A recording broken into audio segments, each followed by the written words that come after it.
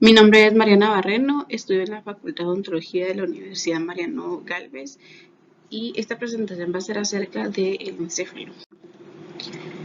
El cerebro anterior, también llamado el telencéfalo, es la porción más alejada de la médula espinal que va a estar compuesta por cisuras, lóbulos y ganglios basales. Esta porción del cerebro va a estar dividida en dos hemisferios que estos hemisferios están divididos en su parte media por una cisura longitudinal que va a tener forma ovoide.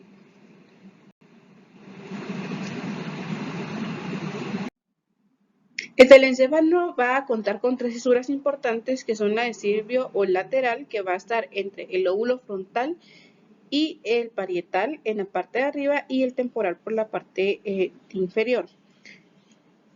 La otra cisura importante es la de Rolando o también llamada central. Esta va a formar los límites posteriores y anteriores del lóbulo frontal y parietal.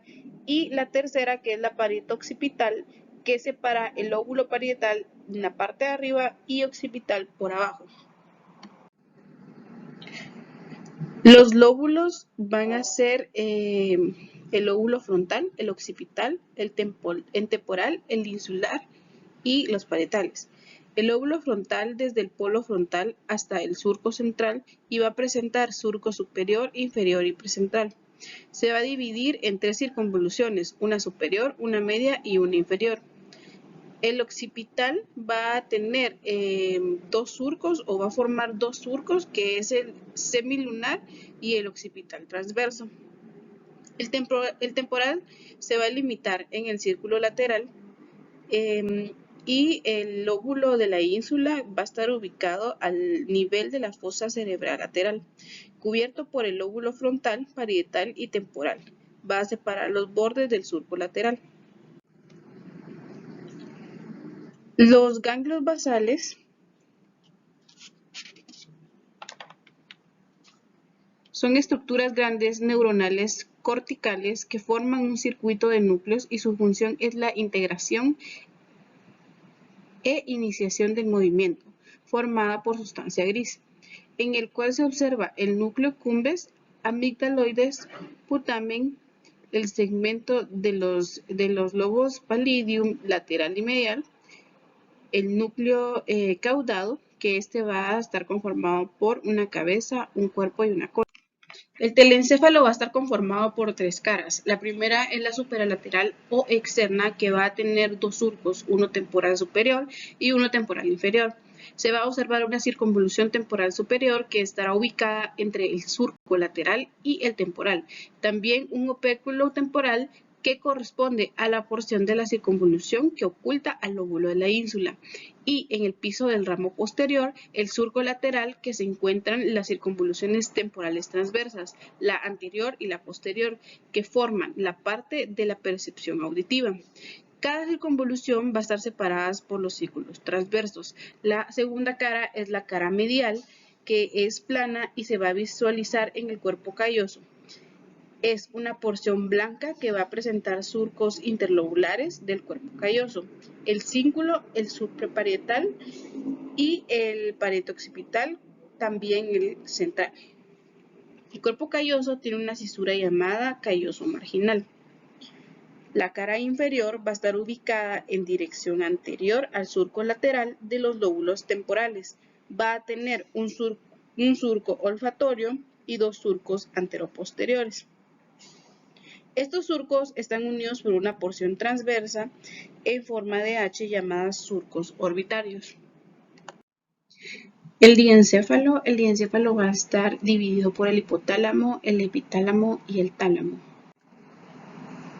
El epitálamo es la parte posterosuperior relacionada con el tercer ventrículo y la glándula pineal. Va a formar núcleos, conexiones con la glándula pineal, los núcleos avenulares, que son neuronas, y la glándula, que es de forma cónica y está unida al diencéfalo por el tallo pineal. El tálamo son dos masas grises en forma de nuez y va a limitar el tercer ventrículo. Está unida en su extremidad anterior y separado en su extremidad posterior. Va a presentar 4 caras, una superior, una inferior, una interna y una externa. Y va a estar dividido por distintos núcleos, un ventral, un lateral, pulminar, anterior, mesocentral y un geniculado exterior, externo e interno. El hipotálamo va a formar el piso del cuarto ventrículo y va a tener dos bordes, uno superior y uno inferior. El superior, que es una protuberancia anular, y el inferior, que son los pedúnculos cerebrales. Va a tener un espacio perforado posterior, tubérculos mamilares, y el tubérculo girenum también separado por núcleos. El cerebro medio. El cerebro medio va a ser también llamado mesencéfalo. El mesencéfalo va a inervar a centros de visión y audición. Los centros subcorticales de la vista y auditivos. Tiene vías ascendentes y descendentes, sustancia blanca que une el encéfalo con la médula espinal. Contiene fascículos de fibras que unen al mesencéfalo con el diencéfalo. Va a formar un tronco nervioso que va a unir el cerebro anterior con el cerebro posterior. Tiene 4 caras, una anterior, una posterior y 2 laterales. En su cara anterior vamos a encontrar la línea media que va a dividir a los vehículos cerebrales, una posterior que va a tener 4 eminencias, 2 tubérculos superiores y 2 inferiores, los cuadrigéminos mediante un surco. En las laterales vamos a encontrar también a los vehículos cerebrales, pero van a poder visualizarse de una mejor manera. El cerebro posterior, también llamado romoencéfalo, está formado por el bulbo raquídeo, por el cerebelo y la protuberancia. El cerebro posterior va a presentar el bulbo raquídeo o médula oblonga, que es la continuación de la médula espinal, alojada en la parte superior del conducto raquídeo y en el que el canal basilar del occipital mide 3 centímetros de longitud de espesor y aumenta de abajo hacia arriba. Va a presentar una cara anterior y 2 laterales. En la cara anterior, la relación con el canal basilar, que está separado por la dura madre, y en las laterales, que va a tener relación a la porción del cerebelo con la arteria vertebral, que la atraviesa de atrás hacia adelante y de abajo hacia arriba.